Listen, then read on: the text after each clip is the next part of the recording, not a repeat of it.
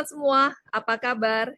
Jumpa lagi dengan saya, Ima Mayasari, di dalam mata kuliah Hukum Usaha. Kali ini kita akan mempelajari terkait dengan penggabungan atau merger.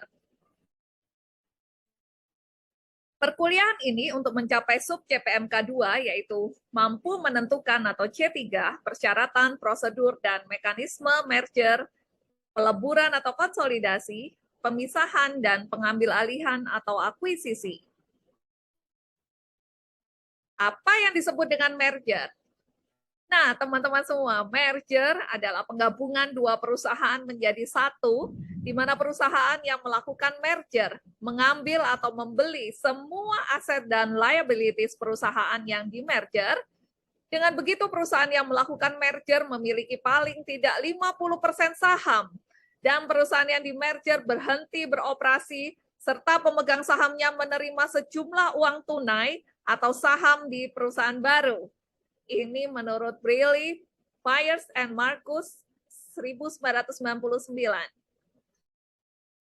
Sementara kalau kita lihat definisi penggabungan di dalam Undang-Undang Nomor 40 Tahun 2007 tentang perseroan terbatas, penggabungan adalah perbuatan hukum yang dilakukan oleh satu PT atau lebih untuk menggabungkan diri dengan PT lain yang telah ada, yang mengakibatkan aktiva dan pasiva dari PT yang menggabungkan diri beralih karena hukum kepada PT yang menerima penggabungan, dan selanjutnya status badan hukum perseroan yang menggabungkan diri berakhir karena hukum. Ini ilustrasi kita terkait dengan penggabungan. Misalkan perusahaan AA menggabungkan diri menjadi dengan perusahaan BB, menjadi perusahaan AA. Contoh, bergabungnya Lipo Bank dengan CIMB Niaga pada tahun 2008. Setelah proses merger, Lipo Bank tidak beroperasi sebagai entitas tersendiri dan melebur menjadi satu kesatuan dengan Bank CIMB Niaga. Ini teman-teman alasan-alasan merger.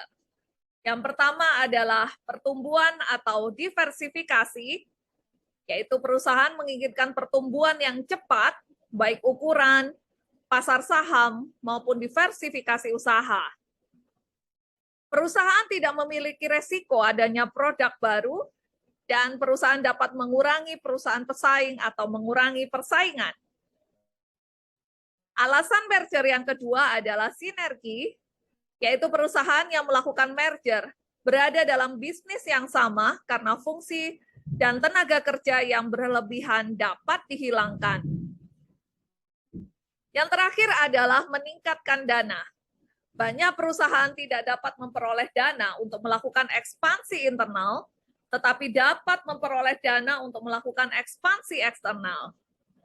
Perusahaan tersebut menggabungkan diri dengan perusahaan yang memiliki likuiditas tinggi, sehingga menyebabkan peningkatan daya pinjam perusahaan dan penurunan kewajiban keuangan. Peningkatan dana ini dengan biaya yang relatif rendah.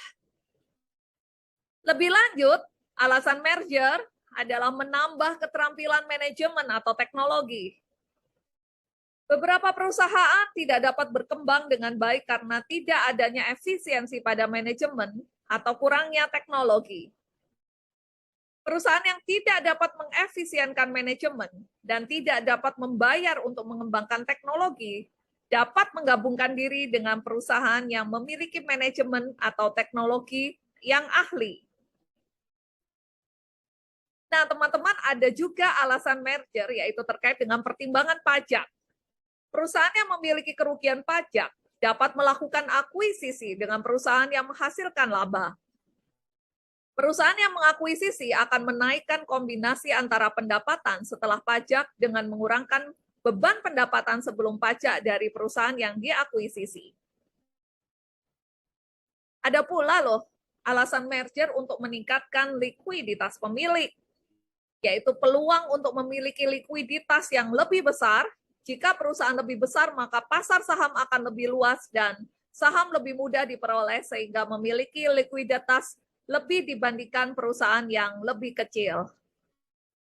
Dan alasan merger berikutnya adalah melindungi diri dari pengambil alihan. Terima kasih.